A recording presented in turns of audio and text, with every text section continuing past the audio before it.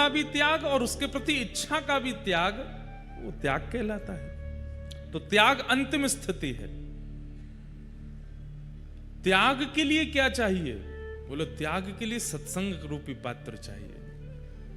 जब तक सत्संग नहीं बनेगा, जब तक संग नहीं बनेगा, जब तक अच्छे लोगों के बीच में रह करके भगवत चर्चाएं नहीं मिलेंगी, तब तक त्याग नहीं बन सकता जीवन में।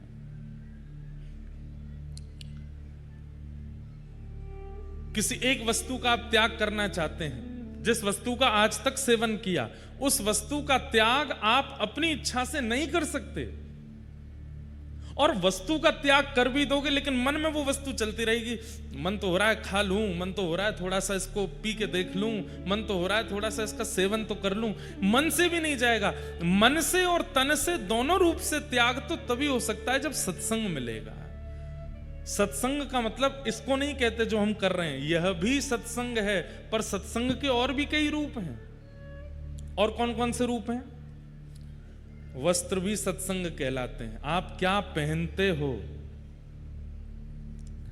अभी हम जीन्स पहन के आ जाएं फटी हुई और मंच पे आके प्रवचन करने लगे, किसी पर कोई फर्क नहीं पड़ेगा हमारी बात का। वास्तव में फर्क पड़ता भी वस्त्रों से है। क्या पहनते हैं? धोती पहनते हैं, बगलबंदी पहनते हैं, तिलक लगाते हैं, शिखा धारण करते हैं, कंठी माला पहनते हैं। सब कुछ सत्संग कहलाता है। आपका श्रृंगार भी सत्संग है, आपका आवरण यानी कि वस्त्र भी सत्संग है, आपका उठना बैठना भोजन भी सत्संग है। आप क्या खाते हैं क्या नहीं खाते हैं उससे भी सत्संग का प्रभाव होता है। कैसों के संग बैठते हैं, किससे मिलते हैं, कहां जाते हैं, कैसी स्थिति का प्रयोग करते हैं, सब सत्संग है। और इन सब का वातावरण जब होता है, अब देखो एक बात आपको बताएं, बाहर कोई स्ट्रीट फूड मिलता है ना, जो रोडों पर ठेला लेके घूमते हैं भैया, वहां आप खाने जाओ, कुछ आपको खिला देगा, जैसा होगा वैसा खिला देगा। लेकिन जैसे हम जाएंगे ना धोती बगलबंदी पहन के, तो अगर व्यक्ति ठीक होगा तो पहले महाराज जी 1 मिनट रुको, पहले बर्तन धोऊंगा, बर्तन धोएगा, फिर हाथ मांजेगा, सब साफ सुथरा करेगा, मक्खी मच्छर सब उठा देगा। क्यों? वो जानता तो है नहीं, लेकिन केवल वस्त्रों से उसको क्या अनुभव हुआ कि कोई सत्संगी महापुरुष है, इसके लिए हमको सामान्य वस्तु नहीं कुछ विशिष्ट देना चाहिए। फ्लाइट में एयर होस्टेस आपसे नॉनवेज पूछ भी लेगी, लेकिन हमारे तो वस्त्रों को देख करके पानी ही पूछती हैं बस। ठंडा पिएंगे कि सादा ये बता दीजिए, क्योंकि पता है भोजन तो करने वाले हैं नहीं। कैसे पता? वस्त्र भी तो सामने वाले के चित्त में कुछ प्रकट कर रहा है, तो वस्त्र भी सत्संग है, तिलक भी सत्संग है। आप अपने घर पर जब फ्री टाइम में बैठते हैं, किस आकृति में बैठते हैं उससे भी पता चलता है कि आप सत्संगी हो कि नहीं। पड़ गए सोफा पे पांव ऊपर करके, ये सत्संग नहीं। वो बैठते भी सत्संगी का बैठना भी एक अलग रूप में होता है, उठना चलना फिरना सब कुछ उसका सत्संग बन जाता है। उससे त्याग बनता है। ऐसा व्यक्ति जो वस्त्रों से लेकर के भोजन से लेकर के संगति तक में सत्संग को निश्चित रखता है, वो व्यक्ति कभी भी किसी भी वस्तु का त्याग बिना किसी ममत्व के कर सकता है। उससे त्याग बन जाएगा। त्याग के लिए सत्संग का पात्र।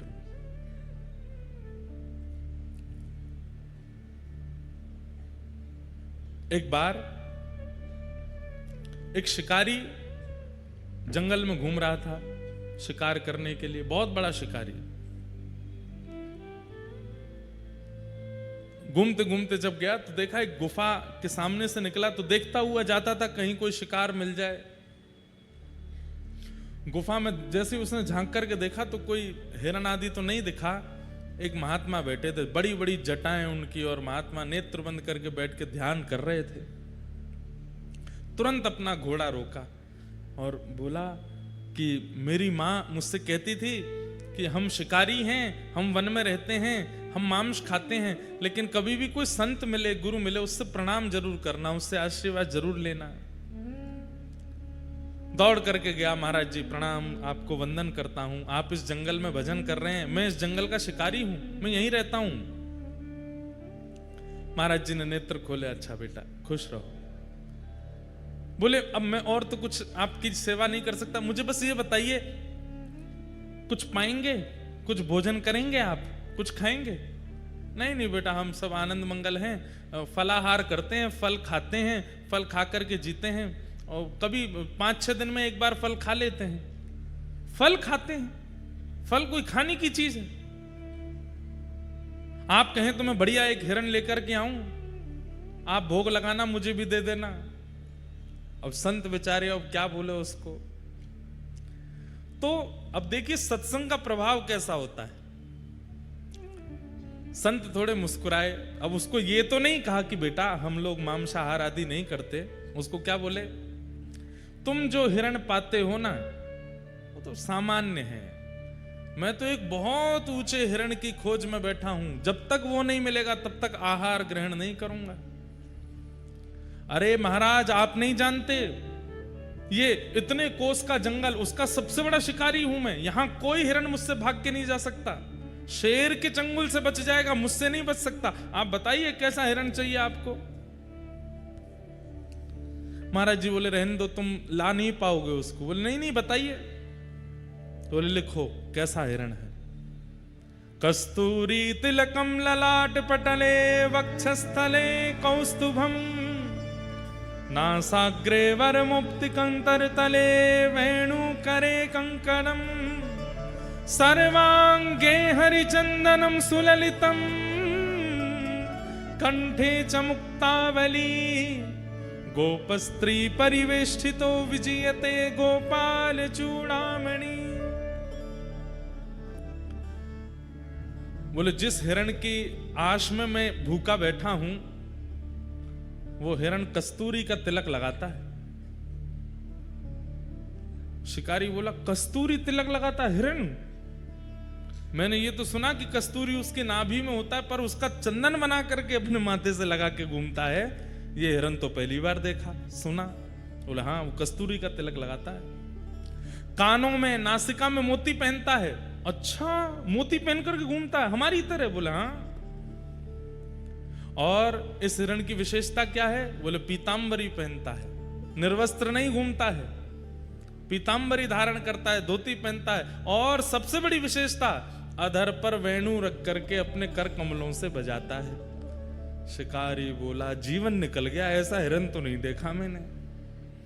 बोले इसीलिए तो इस वाले हिरण को हम पाना चाहते हैं, उसी के लिए बैठे हैं यहां पर। महाराज मैं आपको वचन दे करके जा रहा हूं, वो इसी वन में है ना, आप बस इतना बताओ। बोला हाँ वो सब जगह है, वो यहां पर भी है। मैं आपको वचन देता हूं जब तक ये हिरण नहीं मिलेगा मैं भी भूखा रहूंगा, मैं भी शिकार नहीं करूंगा, इसी हिरण को पकड़ के लाऊंगा, तब तो आप स्वीकार करेंगे ना, उसको पाएंगे फिर मुझे भी दे देना। बोला हाँ फिर पाएंगे, हम लेके आओ। अब महाराज जी ने तो ऐसे टरका दिया, लेकिन एक क्षण का वो सत्संग किया गया। अब वो तो शिकारी सीधा था, उसको ज्यादा हम आप चतुर जैसे लोग थोड़े ही हैं, हम तो बहुत चतुर हैं। हमारे सामने कोई महात्मा ऐसे बोलते हम तो तुम हिरण थोड़ी ही है, ये तो भगवान की बात कर रहे हो आप, हम तो 2 मिनट में बोल देते। लेकिन बेचारा सीधा बोला ठीक है मैं अभी जाता हूं। निकल गया। दिन रात पहाड़ों में, नदियों में, तालाबों में, पोखरों में, सघन वन में जाता है और केवल ढूंढ रहा है तिलक लगा करके वंशी बजाने वाला, पीतांबरी पहनने वाला हिरण मुझे मिले।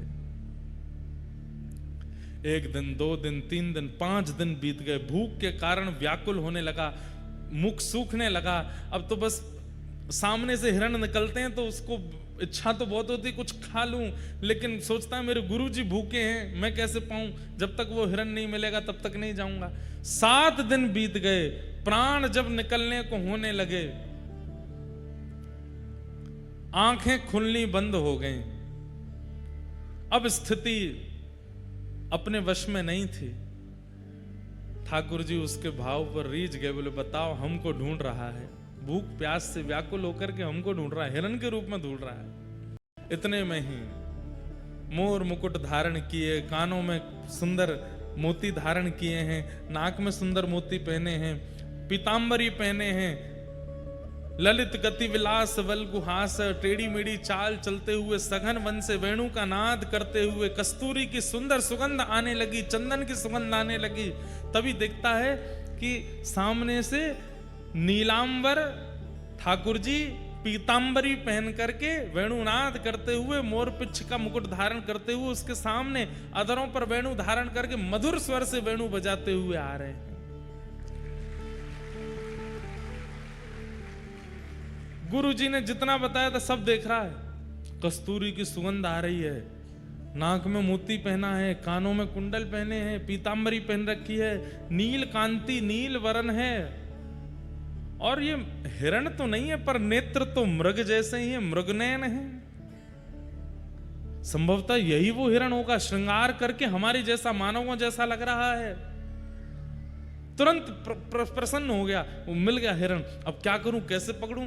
तो जैसे हिरण को पकड़ता है चुपके से, वैसे ही ठाकुर जी के पीछे धीमे धीमे चल रहा है, और हिरण पकड़ने वाला जाला हाथ में लेकर के चल रहा है। ठाकुर जी मधुर मधुर स्वर से वेणु बजाते हुए गजगामिनी चाल से आगे चल रहे हैं, पीछे पीछे वो शिकारी चल रहा है। जैसे ही देखा मौका है, तुरंत जाला फेंका, ठाकुर जी को उसमें बंदी बनाया, पकड़ लिया पकड़ लिया पकड़ लिया, आ गया मेरे चंगुल में।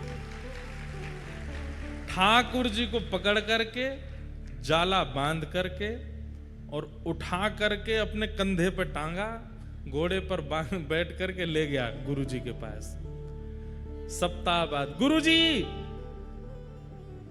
बाहर से चिल्लाने लगा गुफा के भीतर से। संत बोले फिर से आ गया, अरे जल्दी बाहर आइए, बहुत मचलता हुआ हिरण है ये, बड़ी मुश्किल से पकड़ करके लाया हूं, 1 सप्ताह लग गया गुरुजी, पेट में चूहे दौड़ रहे हैं, जल्दी बाहर आओ। संत बोले पता नहीं किसको पकड़ लाया होगा, देखता हूं। बाहर जाकर के देखा तो मुरली मनोहर श्याम सुंदर कंधा पे बैठे हैं उसके, जाले में बंद होकर के, बिल्कुल ऐसे होके। जैसे ही ठाकुर जी को देखा, गुरु जी तो वहीं मूर्छित हो गए। शिकारी दौड़ करके गया, बोले गुरु जी होश में आओ, पानी वानी डाला। जैसे तैसे होश में आए। शिकारी बोले गुरु जी आप ठीक हो? बोले मैं ठीक हूं बेटा। वो कहाँ है हिरण? बांध रखा है मैंने पेड़ से, भाग जाएगा, जल्दी करो, अग्नि चेताओ, भोग लगाओ आप, फिर मैं भी पाऊंगा। अरे पगले खोल इनको। खोलूंगा नहीं, 1 हफ्ता बाद मिला है। गुरु जी के नेत्र सजल हो गए। तुरंत कहा, बोले प्रणाम करो, साक्षात परमात्मा है, ये ईश्वर हैं, यही वो हिरण्यगर्भ हैं जिनकी इच्छा में रखता हूं। शिकारी तो प्रसन्न हो गया, दंडवत प्रणाम किया। ठाकुर जी ने उसको भी आशीष दिया, गुरु जी को भी आशीष दिया। सत्संग त्याग करवाता है। भक्ति, ज्ञान, वैराग्य और त्याग, भागवत। भक्ति के लिए विश्वास।